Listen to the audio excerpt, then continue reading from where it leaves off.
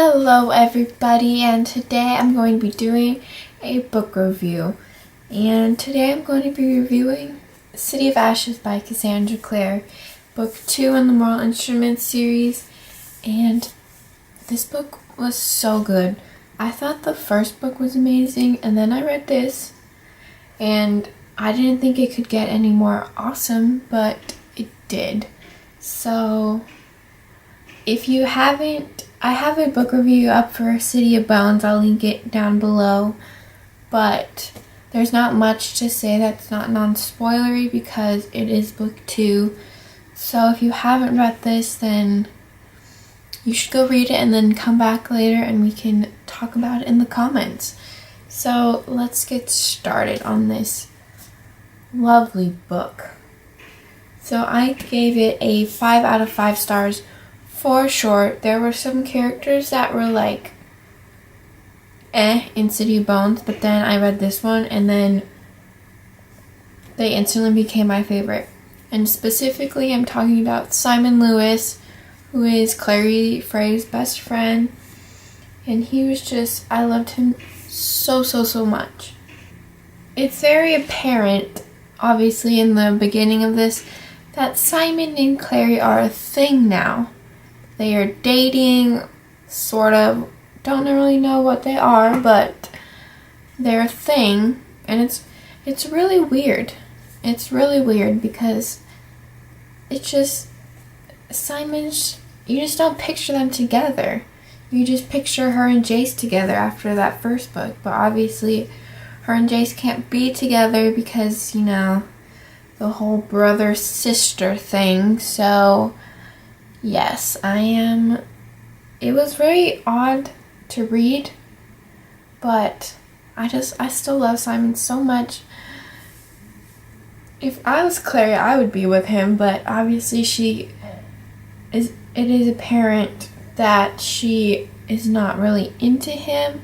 She's just kind of being with Simon to get over the fact that she can't be with Jace.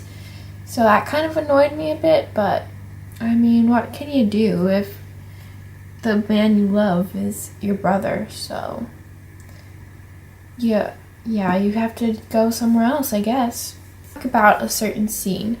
The fairy scene, the fairy court. So they go in because they need help tracking down the sword, I'm pretty sure. And they enter it because Isabella has a thing with one of the fairies, so they get to go in. But then they're all trapped in there, and the Fae Queen says she'll help them if Clary kisses the one she truly loves. And then she kisses Simon, and then nothing happens, obviously. And so they're all just looking at each other, and then Clary and Jace are like, I guess, and then they kiss. And obviously they're loving every second of it, even though it's pretty awkward since they're supposed to be brother and sister. But, you know. And then after they leave the Fae court, Simon obviously rushes away and leaves because he doesn't really want to see Clary and Jace like together. So after Simon leaves, Isabel, Alec, and Clary and Jace just go back to the... why did I just forget it? The Institute. I can't believe I just forgot what that was called.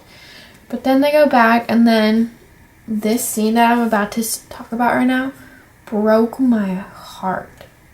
My heart was in pieces, guys. So Clary hears the doorbell ring, and so her and Jace go and open the door, and one of the vampires is holding Simon's dead body in his hand. And Clary like drops to the floor. She's screaming. Jace is holding her back. And I was a mess. I mean, I wasn't crying, obviously, but I was a mess.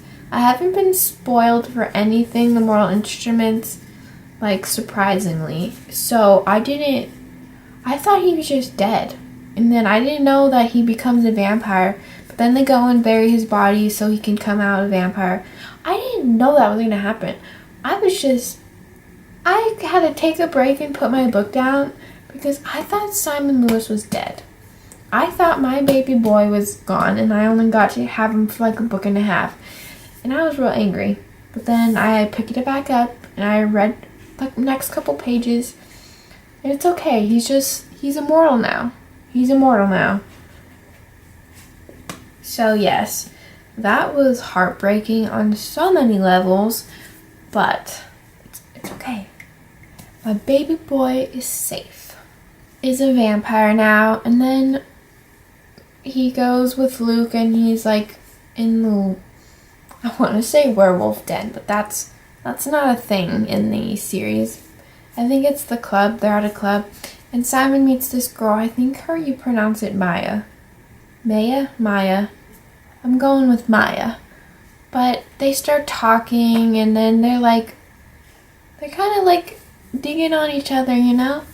But then Maya finds out that Simon's a vampire and she's ready to kill. She's ready to freaking stab his heart, rip his head off. She's ready. But then Luke stops her obviously, so it's all good. But then poor Simon and Maya always get kidnapped. Like, they're the ones that Valentine was like, let me kidnap you too, so I can get blood for this sword staff thing. And I felt so bad for Simon. Poor little boy, he was just like thrown into this world, became a vampire, keeps getting kidnapped by people. He's having a harder time than Clary, really. And her mom's still in a coma, if that's what you call it. So this whole thing leads up to the big end action scene, which I'm getting the feeling that every one of these books has an end action scene. So I think I'm going to love those a lot. But this one takes place on Valentine's boat. And okay, I'm just going to rewind a bit. I started talking about the boat, but now I want to talk about Alec and Magnus. We get, they're hanging out now. Malik is becoming a thing. But then they're, all hanging out. And Clary creates a fearless rune because she can create runes, I guess. Or she, knows some that other people don't. And so she creates the fearless one. And she tests it out on, I think Jace tested it out or something, but he wasn't afraid of anything, so it didn't really work. So then they decided to try it on Alec. And they put the rune on him, and Magnus is in the room and everything. And Alec's parents walk in, and he's like, look, Mom and Dad, I need to tell you something. He's like, I'm seeing someone. And then Magnus is like, whoa. And so everyone stops him before he blurts it out. That scene was so funny. I started laughing out loud because he just got all that courage from the rune and he was ready to tell his parents that he's gay and seeing an ancient warlock. And man, that scene was good. But yeah, so back to the whole boat thing. So Magnus obviously helps all the shadow hunters because he likes Alec or loves him. I don't really know at this point. But they're a thing, so Magnus is all ready to help, and they go on their whole...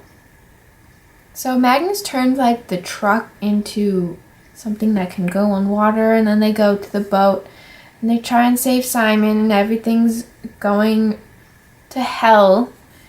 And the Inquisitor is there, and the Inquisitor was, being really mean to Jace. Throughout the whole book, without any real reason, so we don't really know what was up with that. But then, on the boat, the Inquisitor, saves saves Jace, and as she's, dying, she notices something, and she's like, Jace, when did you get that scar on your shoulder? And then he's like, oh, I've had it as a kid. My dad used to tell me something. And then she's like, no, it can't be. And then she dies. So then you're like, what can't he be? What isn't he? You just don't know yet until, I guess, City of Glass. So yes, they're all on the boat, and then they free Simon and Maya, and they go to the car, whatever, and then Clary does the ruin and like sinks the ship, so they're all in the car. But as they're on the ocean, and the car's like, going on water to the port, the sun is coming out, and Simon is on the boat. And I was like, don't do this to me again. Don't do this to me. He's gonna die for real this time. And the sun was coming up, and nothing happened. He was just there, still alive. And I think it has something to do with Jace giving Simon his blood earlier on, like on the boat. He gave Simon some blood so he can heal up and like walk.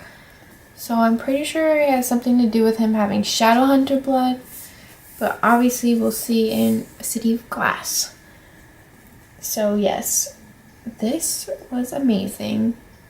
And also at the end we find out that there's a lady who knows how to save Jocelyn, knows how to bring Jocelyn out of the coma.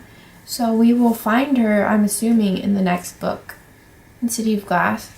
But this book was just so flipping awesome. I loved it so much.